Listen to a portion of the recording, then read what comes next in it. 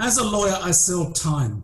Yes. And time is something that I'm very, very conscious of. The quality of time, the ability of people to spend meaningful time with their pet, with their children, with their friends, with their relatives. Tech should facilitate that. We should not deprive people of the quality of life through tech. We should enhance it. Hey techies, welcome to another episode of Tech Society. This is Alex and I'm joined by my co-host John. Today it's my pleasure to introduce you to Dirk Feinauer, Director of Feinauer Commercial Lawyers in Perth. We're big on tech for good at Tech Society and found ourselves in good company with Dirk. Coming from the legal world, Dirk has a unique perspective on the role of technology in society, a subject that we're extremely passionate about.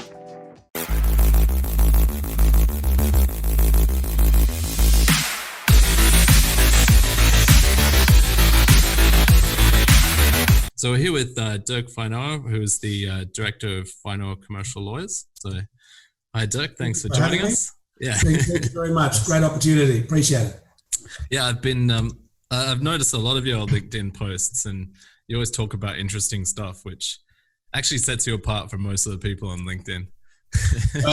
Hopefully positively. There's always a risk, being different, that you voice an opinion, and it's not terribly fashionable in this curated age to actually express an opinion. But I think there's so much to see. There's so much out there that, you need to provide some different perspectives. And I'm an advisor and I see a lot of stuff. And so, yeah, thank you. Very kind. But I do speak up and I do comment on things that I perceive.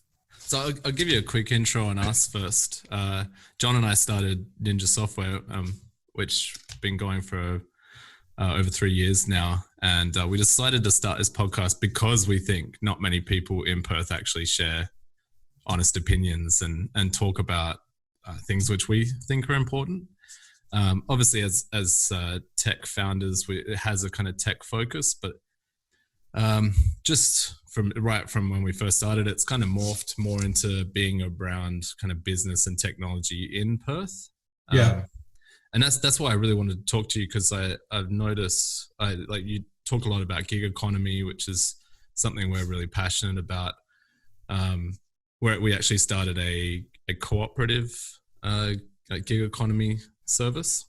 So that was really interesting, because I liked what you had to say about that, about how these disruptors are kind of heralded as being amazing, but are actually it's just business in the end. It's capitalism. Not doing great things for our society in a sense. I think that's quite valid. It's interesting you speak, if I can take the first point about the Perth experience, because I came to Perth at the end of 1990, and I was born in Germany. I grew up there, spent 8 years in Canberra, and then came to Perth. And I remember driving through Perth, and I was looking for the city, and I kept driving up and down. I kept getting lost. And I asked a guy, I said, where's the city? And he said, you're in it.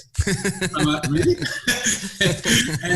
and so, look, I came with family at the time, and so it took a bit of adjustment. But the first thing I noticed was that just the time zone. I thought, well, Perth would have to be a hub of opportunity. This would work. So in the 90s, in the pre-digital age, I sort of jumped on the plane and went out to Singapore, went out to Germany. And as a very small firm with really not great given opportunities, they had to be created. We actually created a network of people and created some interest. But what I always found is that there wasn't, you hear the public side of things, but there wasn't a huge backing to it all.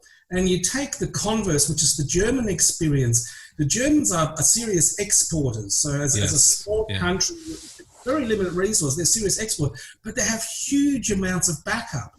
When the Germans go overseas, there's literally legions of support people that can assist them. And there's nothing like it here. You kind of go to one government agency, get given the CD, go, well, you can play that, or the DVD, you can play that. When you go, wow, that's gonna really knock their socks off.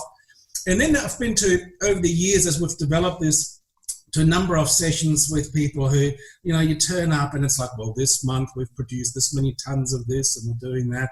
And you kind of lose the will to live. And then came and it became really exciting because technology, I think, in many ways is sort of the zenith of mankind. It's taking what nature doesn't offer. I mean, if you look at manufacturing, it's kind of an extension. You start off with wood, you can whittle it, you get to the wheel, rock, iron, But technology really is in a completely different space. And so I was very excited when all that was happening too. And again, Perth is a very, very isolated place for it. And we've been lucky getting some really interesting briefs from people. But now I think we're at this juncture where after all these years of particular interest, it's kind of all coming together. And I think that's the most exciting part. I agree. And that's entirely, I would say that's even our mission, is to make more of that community and make more of that movement here in Perth. Like you said, it's so resource focused, but I think right now, thanks to COVID-19, we're now in a different mindset, and I think we'll see a lot more support from, the institutions around technology and exporting technology. And it's interesting you bring up Germany, because I was actually just reading what they're doing. One of their programs to offset the damage of COVID-19 is supporting tech startups. And their support just is so much better than anything I'm reading here. It's like startups are given a lot of opportunity there, and not as much, you could call it means testing. Our government really wants to make sure that you deserve the money, whereas Germany seems far more open-minded.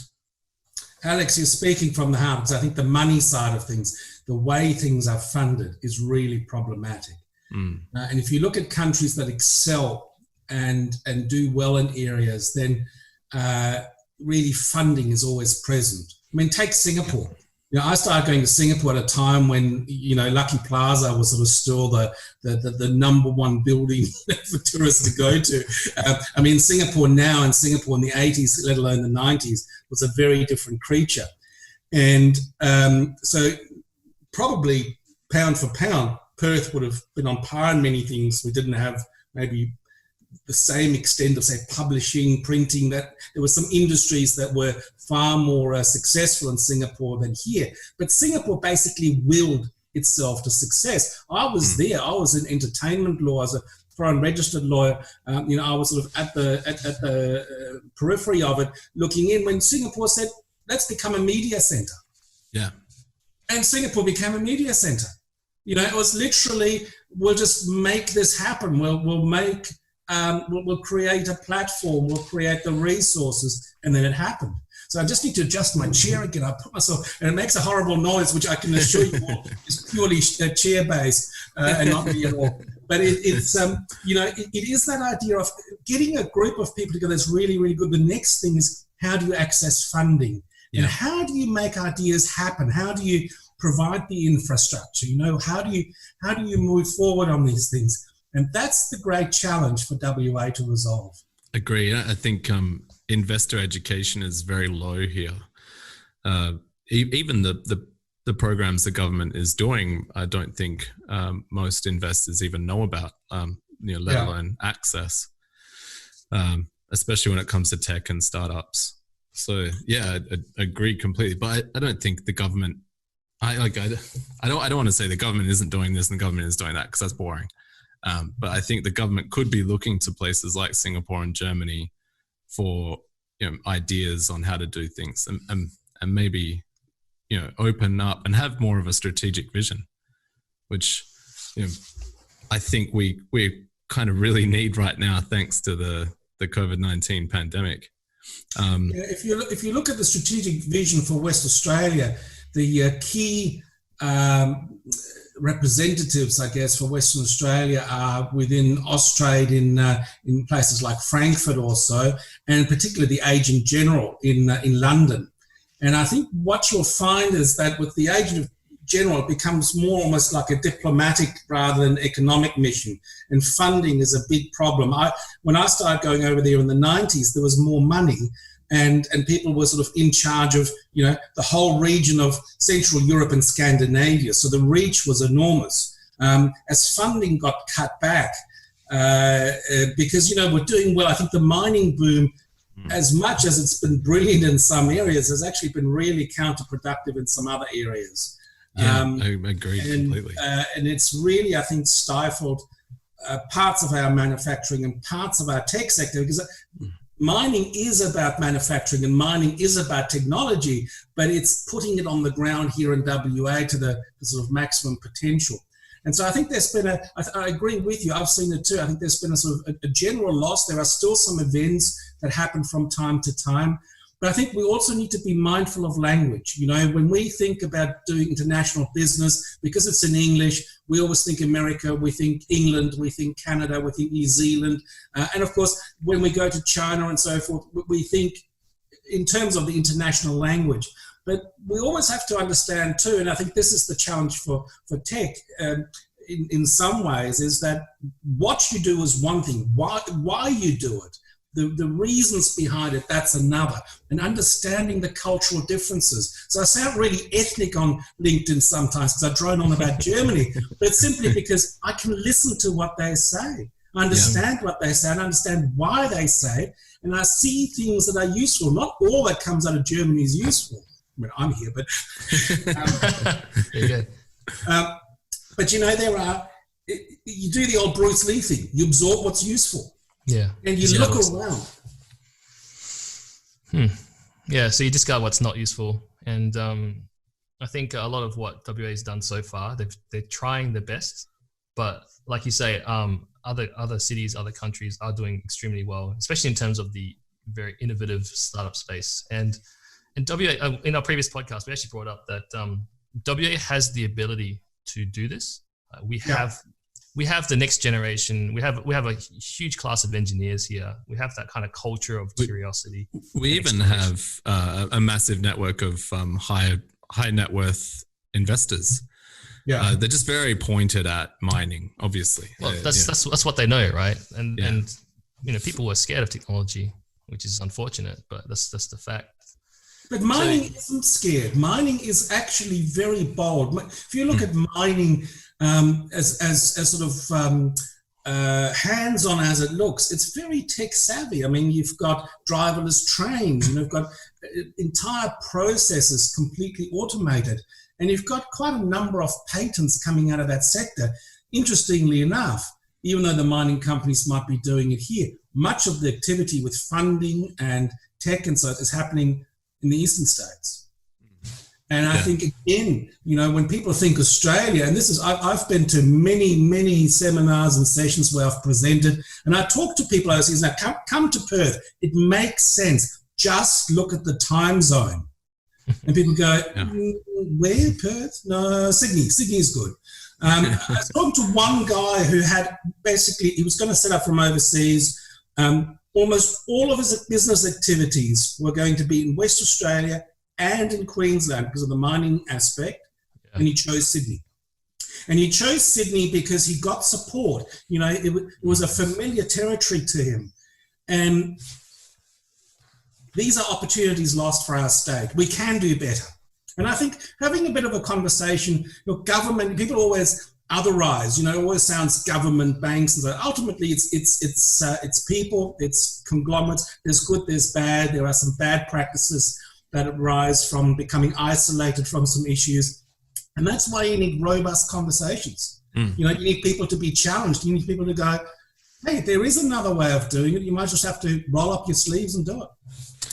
And that's where I think community comes into play. And you're right. People always focus on the last step, which are the big institutions putting the support in, government, big corporations. But they don't do that until there's a community around it and a community pressure.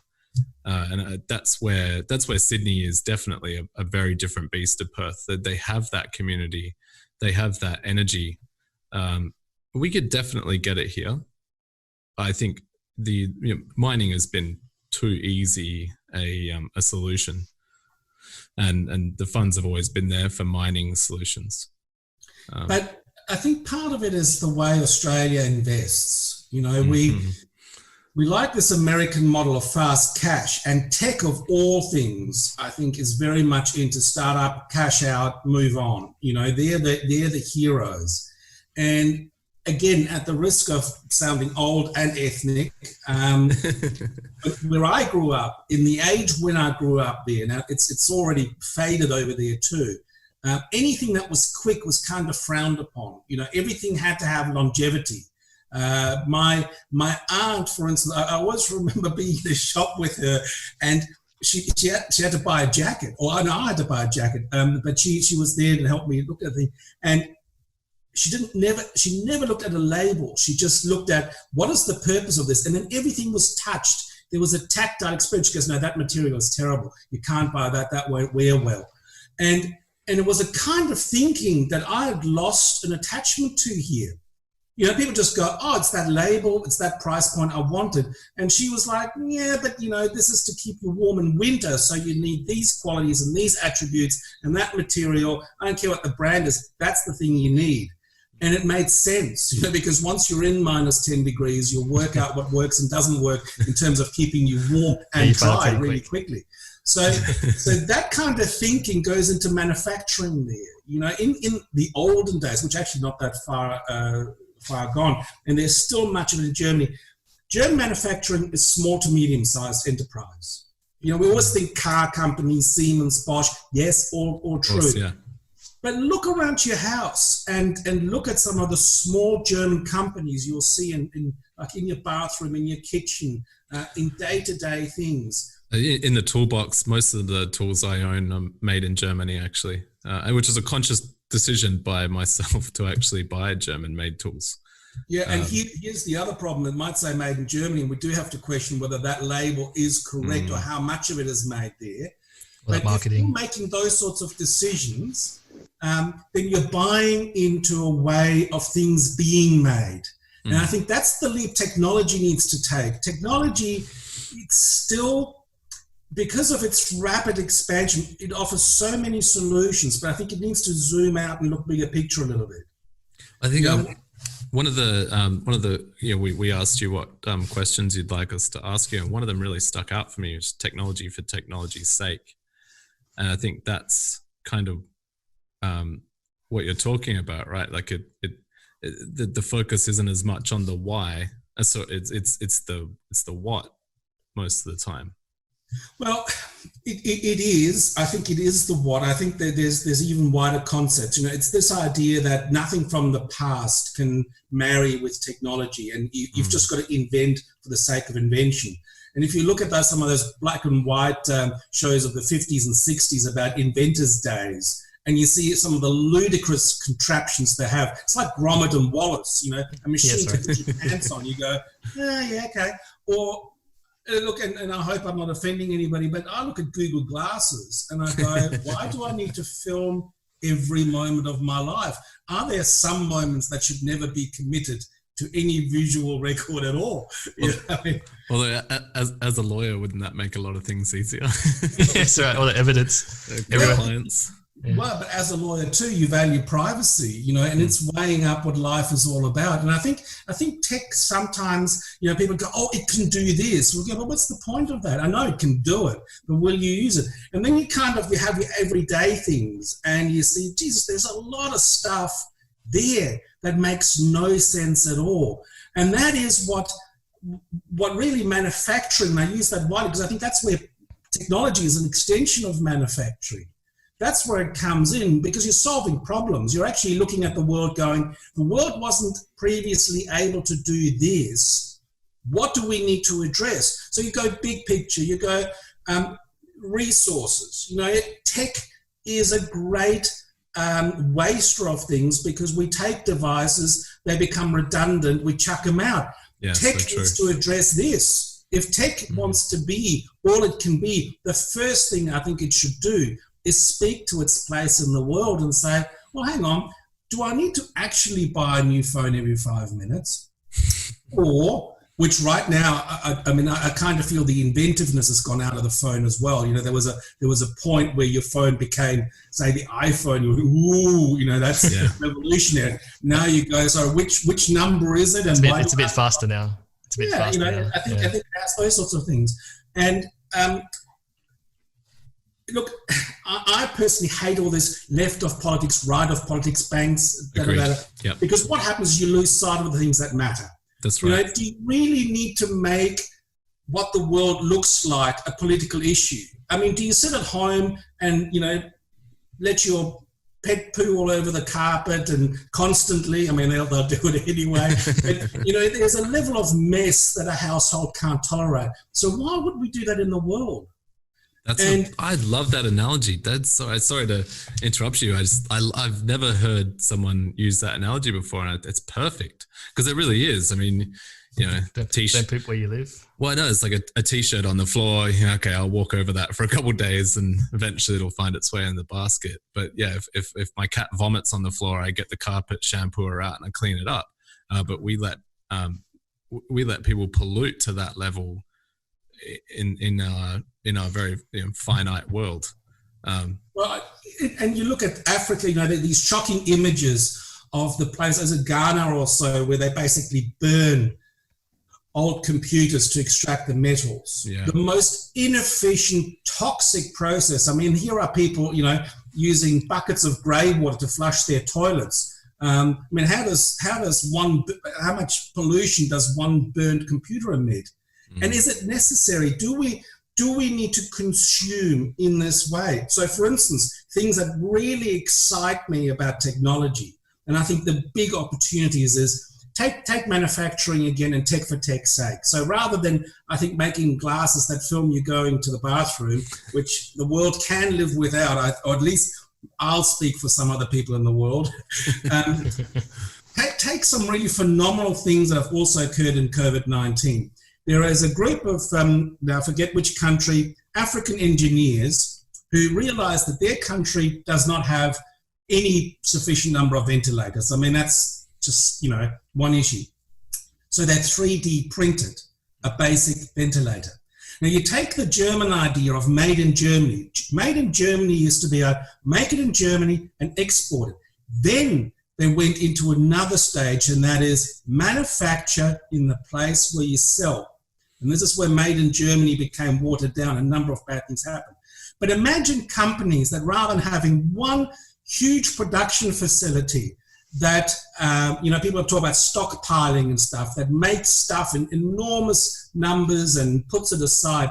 What if they build capacities in a multitude of manufacturing contexts so that literally you can sit in Seattle and press the button and your making room, let's not even call it manufacturing, your making room kicks off in, say, Perth, in, say, Singapore, but also in Ghana, also in wherever it is needed to make what you need. I mean, to me, that is just brilliant. Makes me think of the Star Trek fabricators, I think they're called. Well, and we have that 3D printing is the launch. There's a company here I talked to, really young guy who makes parts for machinery. So if machinery breaks and you can't source the part, he'll 3D print it. So out of metal as well, isn't it? I think there is. There's some steel 3D printing service. I think it's one. Yeah, there's one in Perth that were doing quite well. I saw them a couple of years back, and they'd actually print things out of metal. And large scale things as well. They had some very... Yeah, because traditional machining will be like subtractive. So you start with a block of steel, you CNC machine it down, and now you can actually build them up into any shape you need. And how cool is that? So you think about maintaining machinery, in particular in developing economies where... there are certain machines that will run well for decades. There's not every machinery needs to necessarily be upscaled by making it digital, but the process might be right, but you might just need to be able to repair this. The ability to do that, what a wonderful thing. And we have somebody in Perth who does it. Look, there's a guy in Australia whose business is to harvest discarded containers, to repurpose discarded containers. Because think about this. So let's say you order whatever it is, 1 million widgets, and they get shipped by container to place A. But let's say that place A does not have enough capacity to send stuff the other way.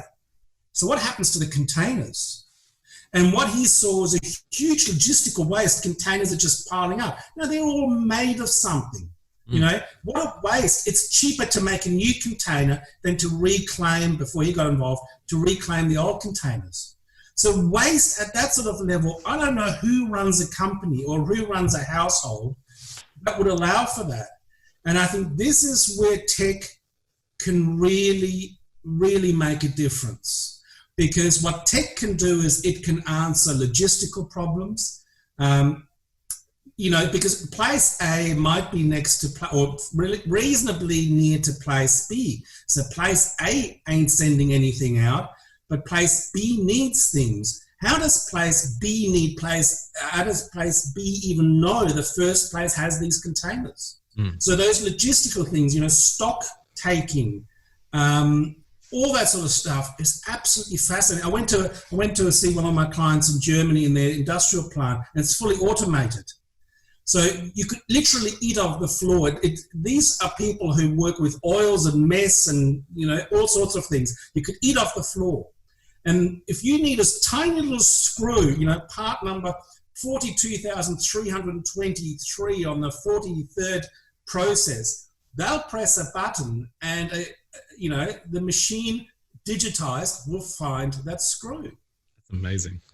And so you kind of go, this is what Australia needs more of. And I'm sure we have it. I'm sure it's there. But Perth kind of goes, oh, yeah, no, we don't need this. And you go, yes, we do. This is what we do. Agriculture needs it. Everything needs it. You know, there are people producing really serious stuff here that is really important to our economy. And we can give them more of what they need, and we can do it better. And I think I think the reason why we don't see these things here is the initial cost, the investment, the capital expense is really high, but it's the only way to get the ongoing costs down to a level where we can compete with cheaper nations. Cost is one thing. I think there's a great separation these days between cost and value. We don't value these things. And we also, I think it was either John or you, Alex, I can't remember which one, said, you know, the fear of where your dollar goes. So people in WA, and particularly at the end of the mining boom, they would buy a franchise for $2 million. When I say $2 million, you know, the setup cost, because it's familiar, it's safe, it's warm and fuzzy. The fact that it might be complete dud and might sink them and cost them $3 or $4 million at the end of it, they might forget. So if you said to them, put $2 million into this venture, at the beginning, they'll go, oh yeah, definitely, that's fine.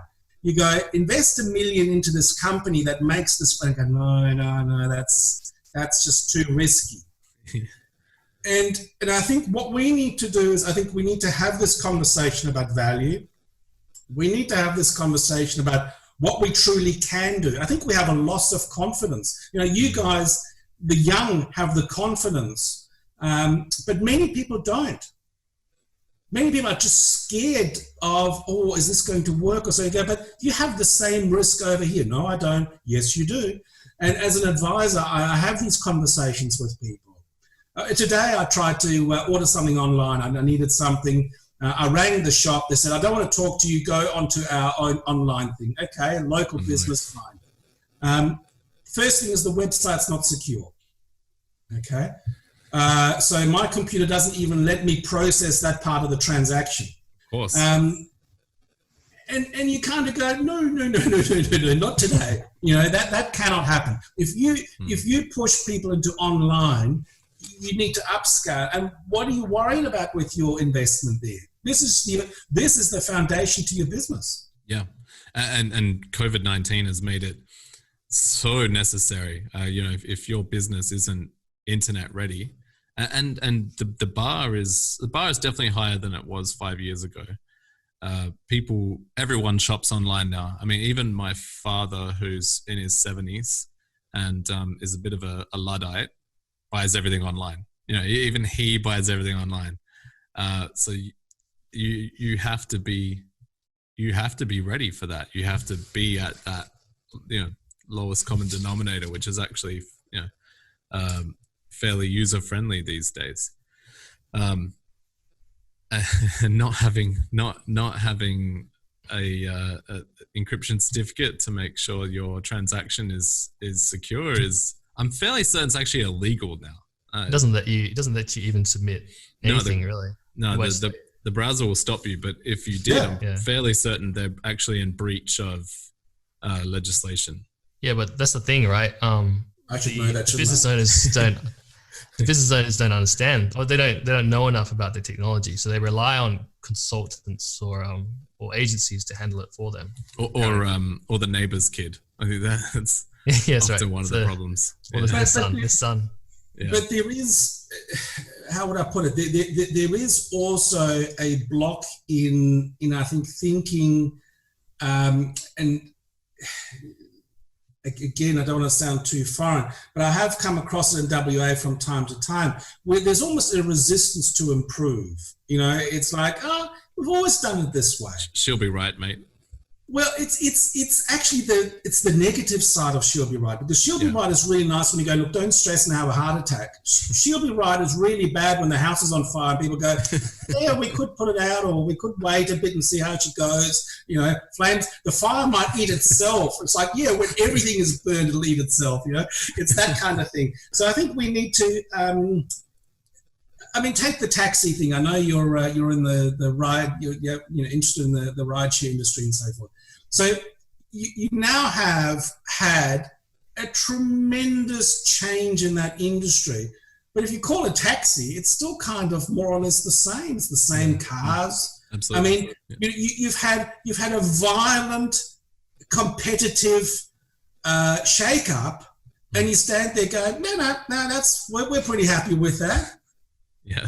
And you still sit in a taxi where if you put your seat on the if you put your rear end on the seat, you can feel the springs, and you go, today, now, was that really necessary? Is this how we compete when we have outward pressure to improve? And it does make you wonder sometimes. That's a really good point, and I've always said this about the local taxi companies, is that this disruption that hit them, they should have seen it coming, and they should have been out in front of it. They should have had apps that did the same thing, because none of the technology is novel. And to be honest, what the big rideshare companies have done, it's actually what's novel about them. And I think this is quite a few of your posts on LinkedIn I've read kind of covered this. What's actually novel about them is not the technology. What's actually novel about them is that they're a taxi company that exploits people. That's actually what's novel about them. They reduced their costs to a bare minimum, and they ignored local laws and muscled their way into a market that was protected. I don't want to go into the rights and wrongs of that, but from a technology perspective, their competition should have seen it coming and should have been ready. The local company here in Perth, Swan Taxis, absolutely should have had an app that did everything the Uber app does, minus the ride share. But you see, you can be even harsher and break it down further. So you have somebody who has a monopoly through licensing, and these licenses are sold for good money. The idea is that as part of that deal, somebody can earn a living wage. And, when I say these things, people kind of go, it's some big socialist thing you're doing. And I have a degree in history, and I have read Marx. And you show me where in Marx he talks about, ride shares being this or that and so forth, labeling. So I think, again, by boxing ideas into categories, we're actually losing important conversations, because you're in tech and you talked about some really important things to do with exploitation and so forth. Tech should not make people poorer. Tech should not make life worse. Tech should not stink out the place. Tech should take the best of what we have and make it better. And I don't get how we've lost that. Yeah, I agree. How we've lost that communication, because within the monopoly taxis hold, If you break it down further, you also have some testing for people knowing where they're going, because just letting the app take you from A to B works quite well, but doesn't always work. Some local knowledge is useful too. In particular for tourists who might get into a cab going, I want to go there, are there any other places? That kind of thing, that service-oriented point. You also have pre-screening of the drivers. The safety component, and there have been only a few instances reported, in the media more widely about attacks and so. But there are things that, again, taxis traditionally on a competitive level could say, if you get into a car with us, the driver had to be vetted this and that at a higher level. But it did none of those things. Mm. And you kind of go, how do you manage to get that wrong? Now, taxi companies might ring me now and say, no, we got that right, we're going to sue you. But I think if you look at a product, you've really got to ask yourself, how can I make it better? We're very price-oriented. We're not value-oriented. We've lost, you even see it in food. We've lost our capacity to eat good food. YouTube is all about burgers and ramen these days, and there's nothing wrong with that. But I think COVID-19 has actually forced people back into the kitchen, and now they have to go, I have to cook. And this is what goes into it. And, this is not nutritious, and this is making me feel really, really horrible. Or, this is making me feel good, and this is tasty, and I enjoy it. I have enjoyed getting back into the kitchen, I must admit. So we should. I think it's one of the most basic things. I think that's what Asia, that's what Italy, places that have a strong connection between food and family, food and comfort. They're the really good things. And as I said, this is what tech should amplify.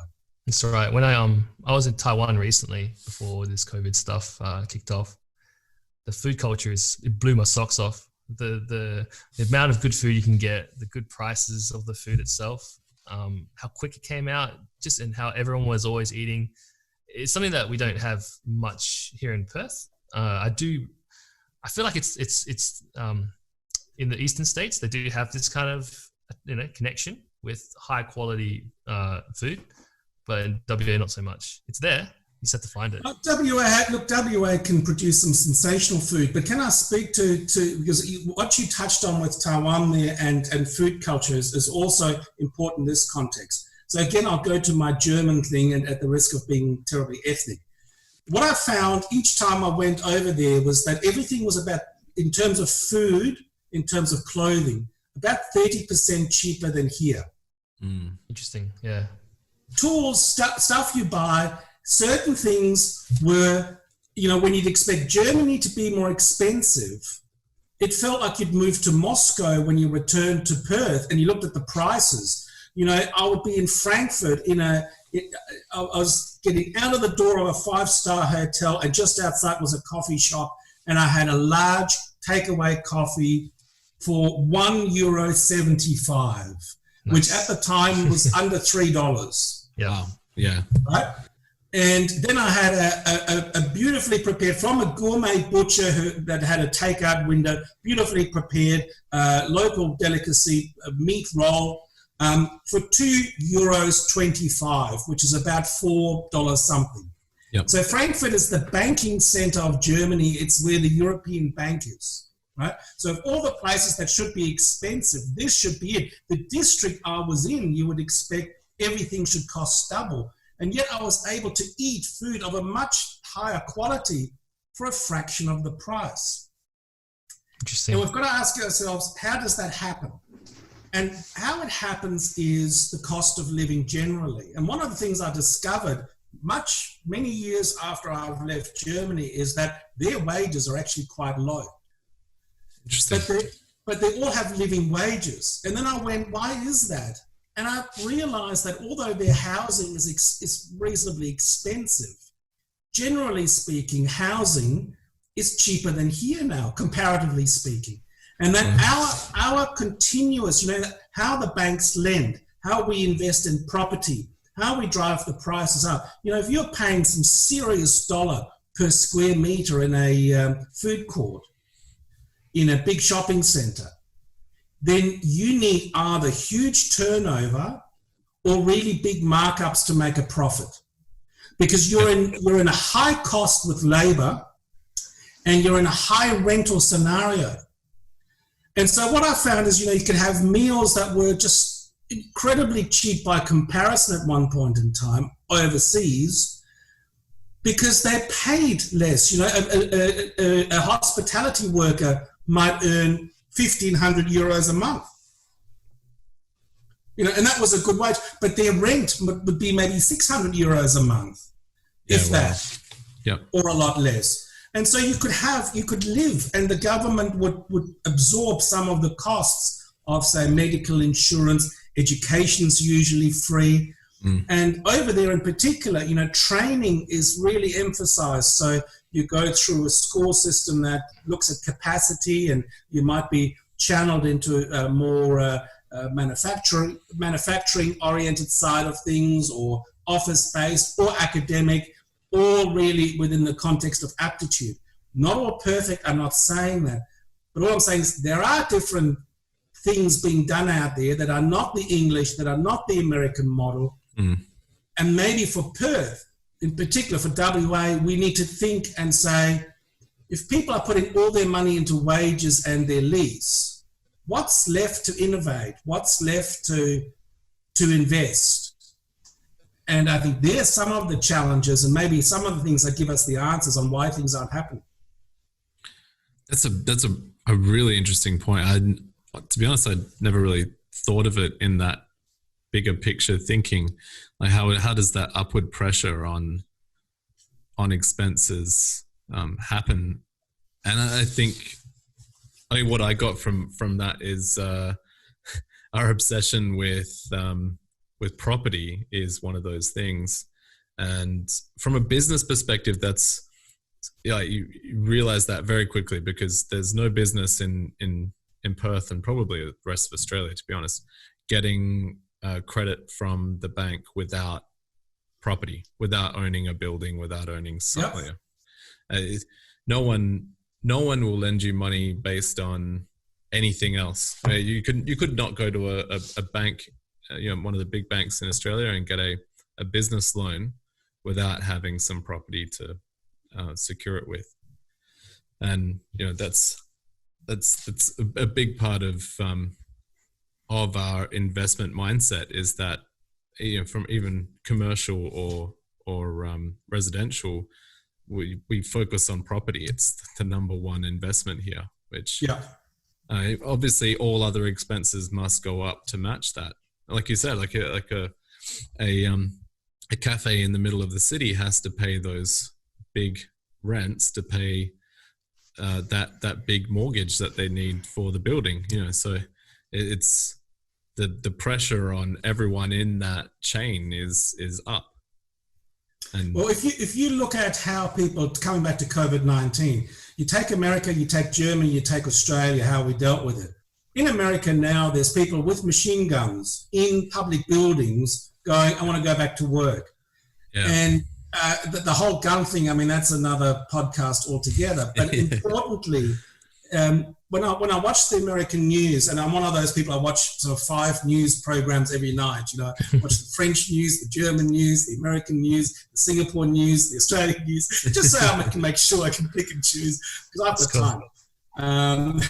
No, it's all through YouTube, and I just flick through it. But of all the thing with the American protests, there was one lady who said, I am protesting for the shops to reopen because I have no support and I have to work to feed my family.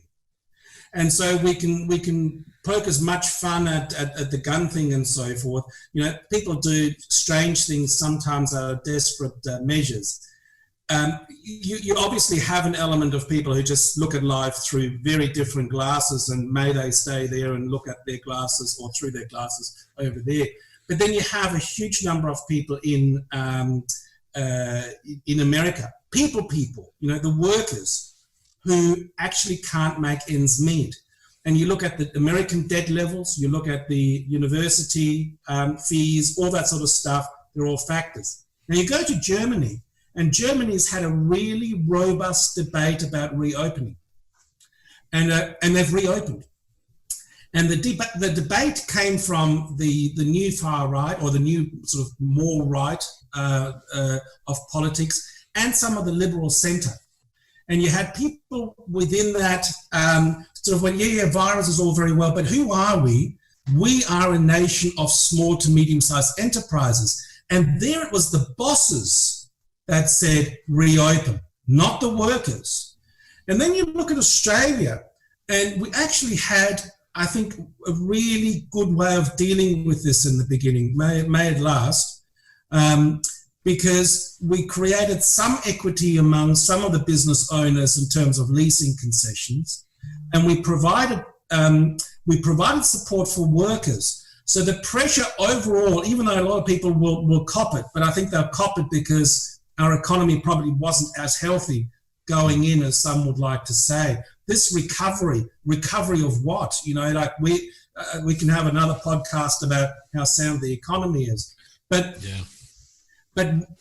so every country had of those three a different response for very different reasons, and it also goes to the way people invest. You know, there aren't the same pressures in some parts of Central and Northern Europe to do things because there's a government safety net. Mm. You know, and if there is pressure, it comes from different quarters. In America, it's literally people, you know, the stats that are coming out of America, again, I know it sounds lefty, a million people sleeping in Walmart car parks in their cars. Yeah. Parents not able to afford Wi-Fi and using McDonald's drive-through car parks. Have their kids sit in the back to try and do some form of remote learning. I mean, if this were your family, you wouldn't treat your cat like that even after it vomited on the carpet. You know, it's who does that? Yeah. And I think it's part of a developed world that you can't allow that, because that's not left or right. You could be the far right. You could be the rightest of the right. You could wear a black uniform all day and goose step up and down. You could not think that is okay. Sure. Yeah, it's interesting how people think of that in terms of left and right, and it's not.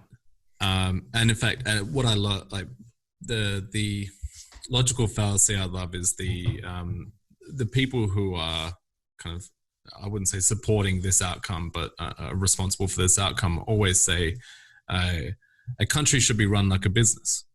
But our business has a lot of expenses that are for the employees, you know, free coffee, a fridge in the kitchen, you know, through to software licensing and all the furniture we buy and all the things we need to furnish the business, you know, to make sure that our employees can actually do their jobs and make money for the business. So if I was to run a country like a business, I would be making sure that I have everything in place for my citizens to actually earn money for the country, right? Like if you're going to run a country like a business. Yeah, but that's where tech, Alex, this is where tech is very different from traditional manufacturing. You know, think of the factories of the early 20th century in Europe and America, which are also the factories of Southeast Asia in the poorer parts. And labor doesn't matter because there's no skill. They're shovel people. You know, it's literally like, here's a shovel, dig a hole, or here is an item, stick it into the machine. You know, go from left, go to right. That's your day. Tech is different. And the reason why tech companies deal with their staff differently is that you don't hire staff to open and shut a door. You hire staff because they can code or they can do something that value adds, you know, whether it's business management or something that puts them on a horizontal. So you don't have a vertical hierarchy by the skill levels of the people you have. And in a traditional factory, you have, you know, the workers, and they're seen as sort of the poorest of the poor, and then you have the salespeople, you have the managers, you've got the bosses, and there are very identifiable vertical elements in the hierarchy. My point is that the whole point of tech is to get rid of that. Yep. We should not remove dignity from people by removing skill from them. You know, tech now is de-skilling some parts of the population, where people are, again, leaving whatever the education they have to put stuff into boxes. Tech should put stuff into boxes and tape it up. Yep. What the people should do is learn how to service the machinery, invent new things, and maybe produce locally and deliver locally. So you have this social harmony. And where I draw it from, I struggled for the word because you can go into this funny language. But if you look at the World Happiness Index, the happiest countries on the planet, and Australia is not too far off. And this was my LinkedIn post about homogenization. The happiest countries in the world have a high level of what you call homogenization. That is sameness. People go, oh, well, you know, that's the Orwellian model. And so, no, because the Orwellian model says to people who are really different, you have to be this. And human nature resents that. It's different. I mean, look at us. John, Alex, all with different backgrounds, ethnic backgrounds. I don't know whether you're born here or whether you came here as a kid. Me, I came here as a teenager. We bring really different experiences to the table. But we talk one language and we talk an outlook and so forth. And well-working societies do that more broadly. And poorly working societies, which I think America is now running a risk of, they do it in a really fragmented way. And you've got 52 states there, all of that's accepted. And we only have 6 here and a couple of territories. But bringing people to a level of equality of opportunity as the starting point, but equality of expression and equality of nurturing life. That, I think, has to be the gold standard for tech. And if tech gets that wrong, tech will have developmental issues, because part of the COVID-19 will be people pushing back going, I don't want this anymore. And it'll almost, like you had a choice between left and right, you'll have a choice between tradition and modernity, when the two aren't incompatible. Yeah, that's deep words. Yeah, that was really. I didn't mean to get terribly deep on you there, but I think if these are the robust conversations you need to have with people. You say, where does the money come from? What's the future hold of this and that? Well, the money comes from people understanding what they're investing in, seeing a need, seeing value, getting people excited, getting people to belong. This is the next evolutionary step for us. Let's get it right. Beautiful. Yeah, I agree with that 100%. And it's one of the, I can't remember what the full thing is, but the Americans, pursuit of happiness, I think they've lost that goal if they ever had it. I think that should be the goal for tech. And to be honest, for society at large is the overall pursuit of happiness for everyone. And actually, a bit of a tangential question. I'm just curious. I think I might ask everyone who comes on our show this question, but what do you think of UBI, the universal basic income? Is that a concept you support? No, look, I don't support it as such. I tell you what I do support, and again, I'm not out of a political affiliation. I support free education. Yes. Very, very, very much. I grew up in an environment where I had free education over there, and I had free education in Australia. My HECS debt was something like $1,300, and only because it kicked in my last year of uni. I think most of the politicians in power right now had free education. And there's an oddity to that you would enjoy it and not see the value in it. I don't know where suddenly we thought following the American model was a good idea, and I think we will pay very dearly for it. We're seeing some short-term dollar through foreign students coming in, but I think the cost to the nation, developmental cost, will be stunted. If you go to the deep social problems that a universal income should fix, then the idea is that you can access medicine and you can access education, and families don't have to stress so much. because all the problems are there's a 6 degrees to separation of it. You look at domestic violence, you look at alcoholism, you look at substance abuse, you look at all these sorts of things, healthcare, how we deal with the aged. There are things that are running through it. There's studies made now which are probably reasonably convenient for some of the people that are happy to see COVID-19, that old people cost money. So, kind of culling old people seems like a good idea. The problem with that is that if you're lucky enough, biologically, you will get old. Everyone, including the people who are very proud of themselves earlier in their lives for having come up with this wonderful idea. It's the ultimate exercise of stepping on a rake. In fact, you're creating a field of rakes. So what I firmly believe, I think the problem with a universal income is it removes incentive. And I think that people do need to hustle a little bit. There needs to be a small sense of urgency somewhere. I agree. But I think what we need to do is create systems where we level the playing field for people in terms of opportunities. You might have really smart kids that could be leaders of our country that do not receive proper nutrition. They don't receive proper education. They don't have parents who sing to them. They don't have parents who read to them. And as ludicrous and as old-fashioned all that sounds, any educator will tell you that a child's work is its play. Healthy play to develop inquisitive minds.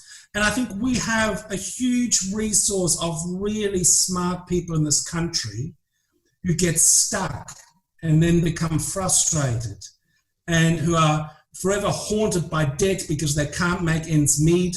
And if they want to improve themselves, the obstacle to self-improvement through education just seems too onerous.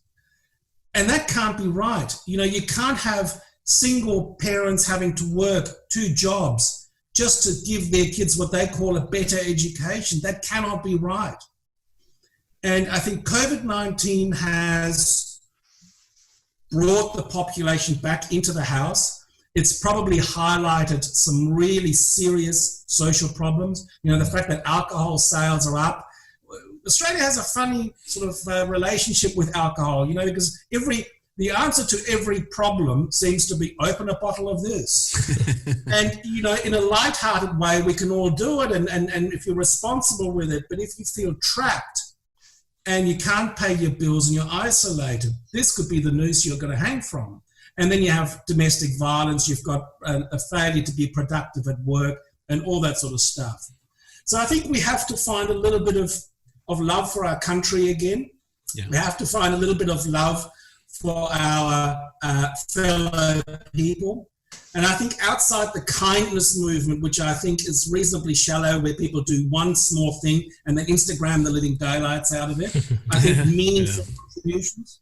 If you look at the Scandinavian countries, huge amounts of volunteering. Australia does it too. We have a huge amount of people who are volunteering, part of the community. They're truly beautiful things that we nurture those things. People still need to make a profit in their business, but let's make it easier. Let's not smother people with it. University debt, you've heard my view. So universal income, I think the problem with universal income is if it's just given to somebody and they're going to sit on their sofa and get stoned all day and they do absolutely nothing because now, paying for drugs is easy, that'll be a disaster. Yeah. But to restore dignity to people. And, if I may be permitted one last comment, time. As a lawyer, I sell time. Yes. And time is something that I'm very, very conscious of. The quality of time, the ability of people to spend meaningful time with their pet, with their children, with their friends, with their relatives. Tech should facilitate that. We should not deprive people of the quality of life through tech. We should enhance it. And so I think all the things, if you look at my LinkedIn post and you look at those things you've mentioned, Alex and John, that are on your mind, I think it's all connected, and tech is all connected. I think we need to have a robust conversation to draw it all together. Yeah, well, that's what we're trying to do, in a small way, obviously. Out of small things, big things grow. That's right.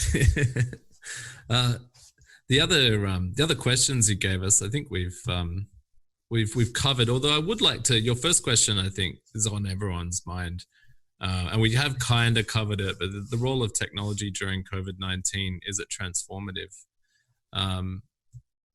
I'd like to know your thoughts on that, and whether from our perspective, it's been very interesting because we've had quite a few people come to us and they're realizing that their tech solutions weren't up to scratch because suddenly they're actually being tested. But what's your experience? What's your take on COVID-19 and technology and perhaps for your law firm as well? Oh, absolutely. Look, I think the first comment to make there is that it's been a true testing ground of what is valuable.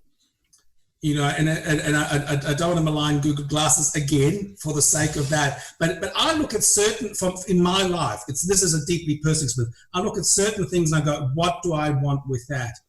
But then there are things that are absolutely instrumental. So you take the small thing, take the home.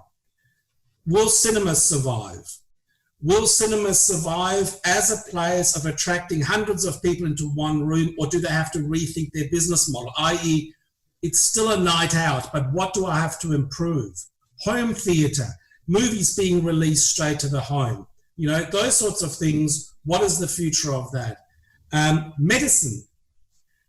This has been transformative in medicine because where the dollar has gone is to COVID-19. You know, for the first time in a long time, dentists had no income. Yeah. Dentists would drop 80% of their revenue. So telemedicine and the future of that in areas, in particular aged care, infectious diseases. You look at the cost of maintaining a medical practice just by way of a waiting room. If you can eliminate all the rubbish, you know, oh, doctor, well, you were here 5 minutes ago. Yeah, but, you know, my dog's hair's still too long. Well, how's that a medical issue? Go home. You know, that you can cut out some of the nonsense. You can refer more effectively. Record keeping, the connection between medical practitioners, the visits you have, the records that are kept, and importantly now, the use to which they're applied. You know, I've opted in on the medical database. I go to medical appointments and I go, well, it's all on the system. The doctors go, I haven't read it. Yeah. You know, what? Yeah. You know, how is that a thing? I mean, how do you know? So big things there, education, massive, accounting. Now, the role of software in accounting, so to apply for JobKeeper, to get your business ready to talk to the bank about the bank hanging in there, means your accounts need to be up to date. So what goes wrong, this is me talking as a lawyer now, what goes wrong with accounting? You usually have a person in the business or a bookkeeper. They come in and they enter up transaction after a particular point in time. Yeah. Then it goes to the accountant at a much later point in time, at which everybody's forgotten what everything was about. You're not going to find little mistakes. You're not going to find. Yeah. You're not going to find. Guilty of that. Yeah. So you know, I was talking to a banker yesterday, and he can't. You know, the biggest thing is getting customers on top of their information. Aged care.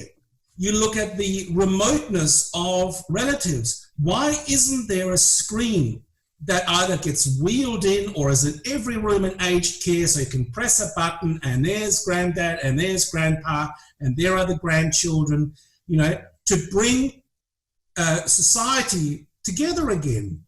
So is it transformative? Absolutely. In the bigger thing of business, I was talking to a guy in banking who said, you know, they were spending a long period of time thinking about getting people to work remotely, and then within 3 days, almost 20,000 people did work remotely. Yeah. And so it flushes things out. I think COVID-19 has been, you know, like a war scenario where you go, how do you make your planes fly faster? I think a lot of the fluff will get out of tech. Things like, you know, this is how you can get your lamp to talk to you. And again, it might be really important, and home automation is, but there are degrees to which you take things to go, really, do you want to be, you know, you kind of feel like Wall-E, you know, the people who are on the spaceship that all sit in chairs and their bones are too brittle to move, because you've still got to do some stuff. So yes, it is transformative. will the human condition retain the lesson long enough? Well, maybe not, but I think the key players will. Yeah. And they have to stay strong. You know, this whole part of a consensus-driven society where everybody has to agree and has to be nice to each other is you can't nudge somebody going, have you forgotten this? You know, that's a silly thing. You need to get back into it. That needs to happen. Yeah. Well, yeah, I think I like that consensus-driven society. That's actually not, I don't believe it's something I've heard before. Well, it's the degree, you know, it's when you're in a room of yes people, you actually, I always find if you look at Apple during Steve Jobs, who had quite an autocratic style, there was innovation because he screamed and yelled at people for innovation to happen. But since Steve Jobs, I don't know, as a consumer, I look at Apple and I kind of go, kind of, they've lost that single focus. It's all fragmented. You know, and I think that will go to who you surround yourself with, who are your teams, because new ideas come from people going, I know we do it this way, but have we tried this? And you need to have robustness. You need to have an environment that nurtures that. Now, not everybody who comes up with a good idea, a new idea comes up with a good idea, but those people that have new ideas should be allowed a forum to speak. The consensus-driven society is interesting. One of the things we do at Ninja Software is disagree but consent. So if you have a meeting where an actual action has to happen at the end of it, a decision needs to be made, not everyone has to agree, and you are I was going to say urged to voice your disagreement, but you are forced to voice. I would go stronger than that. So forced to voice your disagreement, but then you consent because the decision is going one way, and you have to consent to be on board with that. But you have the space to voice your disagreement because it's not personal. You know, one of the biggest mistakes I think humans make in general is that when they disagree with something, they feel it's personal, that actions and movements went another way. But for whether it's on the level of a whole society like Australia, or it's four people in a meeting room, it's not everyone's going to be happy, but you have to be on board and make things better the way things are going. Yeah. You know, I think there's too many people in our society who are just waiting by the sidelines going, I told you so. That is worthless. You're not providing any value. Well, anybody in business must be able to fail because you're not going to develop a new drug. You're not going to develop new tech without significant failures along the way. It's just not going to, any process of development, you make a new car, you make a new plane, there will be failures. With some plane companies, maybe more than others, but that might go more to rushing the process. But the critical point is, so I'm in law. I've had my own law practice for almost 25 years now. And law is all tradition. It's all the past. I have never accepted that in my business. So I've looked at our business and I looked early on, I went, do I want a reception? And the problem with a reception for professional practices is that you have a lot of stuff going on about the business that people can hear at the front line. No, we got rid of it. So we got rid of that. We put in a lounge. And then I looked at the way people do things and I went, well, lawyers need to be able to speak up. So the first thing I did is remove ownership of the physical file from people so they can't become insular. And I made ownership of the problems associated with every file a common task. In other words, every person in our business owns every part of the problem. And if they see me do something stupid or about to do something stupid or timeline comes up, I don't want people to sit there and go, I'm sure he'll work that out. I want people to go, you're about to do something you shouldn't be doing. Or have we done this? Yep. And that goes to a horizontal style of management. Now, ultimately, the decisions rest with me. I think the key things are, this age of, I call it consensus-driven, but this almost sycophantic age of you can't criticize, you can't say that. We confuse civility and good manners with a general prohibition against speech.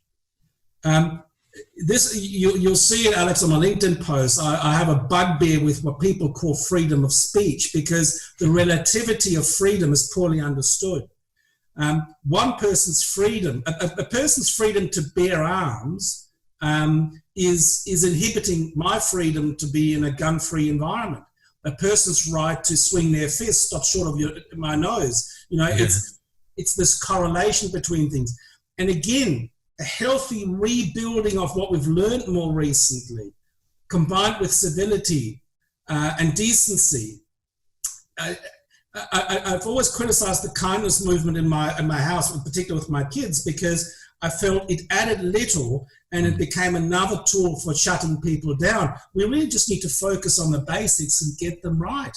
If you see somebody in need, reach out. The reason we should hold a door open, less so now with COVID-19, use your foot and stay clear, is because we also think about the other person, and we think about what that person will do to us in due course. Empathy, we need to come essentially. back to empathy over kindness. I think kindness is, makes for a nice Instagram video, but empathy is what actually shapes the society. It does, and I think this is an age where, violently we've been shaken. I don't think we should be as optimistic as we are in Australia. There's millions of people around the world that have this virus. One leaky spot in the sieve, and we can come back here. I think we still need to be sensible. And I think people being, the tech sector, in law too, we're working remotely. I think just being a little bit aware that our own actions can seriously impact other people, and that can spiral back. Maybe that is the sort of one of the transformative things, and also actually seeing how the technology in application, how useful it is and how important it is.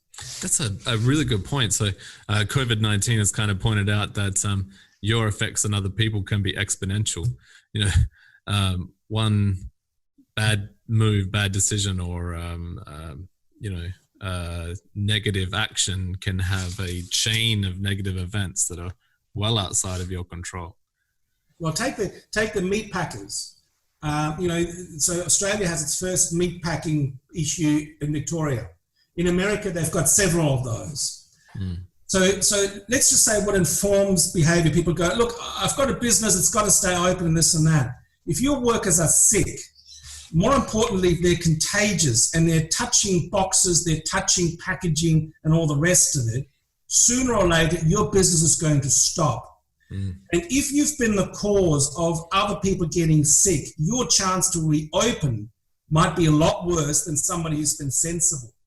So we do these things like, the tip of the nose stuff. It's the cost of, I need to go back to business because But if you get it wrong and you get shut down, the cost to you might be much, much greater. Plus, on a legal scenario, be very interesting to see in terms of workplace safety. What's the difference between somebody at work catching COVID-19 and somebody getting squished by industrial machinery? So in the event both things result in death, for instance, the outcome is the same. Yep. So they're legal things yet to be discussed in due course, but I'd be very careful as an employer. So this decency, this sense of looking out for others, if you just want to say, well, my life is selfish, at least be selfish enough to realize it might cost you. Yeah. So it's looking out for others for the selfish motivation. To those that can't muster the sense of context. Yeah. And it's a very, in the tech, I think the tech sector has been accused of being in a bubble at times. And I think tech can improve itself and its capacity to raise funding by showing that it is aware of its context. It is a tool of mankind. It's not some brain bubble that just came out of nowhere. No, it's an iteration of technology. I think tech has become computers, but technology has existed long before computers. So it is the iteration of our civilization, if you will. Oh, absolutely. And I think that conversation, we're talking about STEM and stuff. All these kids are going STEM, I don't know. Talk to them, make it applicable, make it real. Look, when people teach law in first year, all you see is blank faces and wide eyes, and people go, what's that? Tort, repudiation. When did I use repudiation last? But the short of it is that it's just stuff that has to do with people. And when you get across to that, you start to understand. I think tech needs to have, this is right now the problem in medicine. How is it that science and medicine in various places in politics and business is making its point as poorly as it does? Because it doesn't explain things accessibly. It doesn't make them relatable. They're the sort of challenges that still lie ahead. I really want to share your video that you did on just one of my actual favorite kind of things that have come out of COVID-19. I can't remember if you created it or not, but the Vulcan salute. Yeah, I did that in my backyard, actually, quite spontaneously. Nice. And you know why? I was watching the news and I could see a whole bunch of people, with grey hair and in suits, elbow bumping. I'm going 50 centimeters away from each other. Back off. Yeah, I loved that, and I thought it's such a great idea. And of course, I'm a bit of a Trekkie, so that's have to be a Trekkie. That's a great idea for you. Yeah, exactly. Yeah.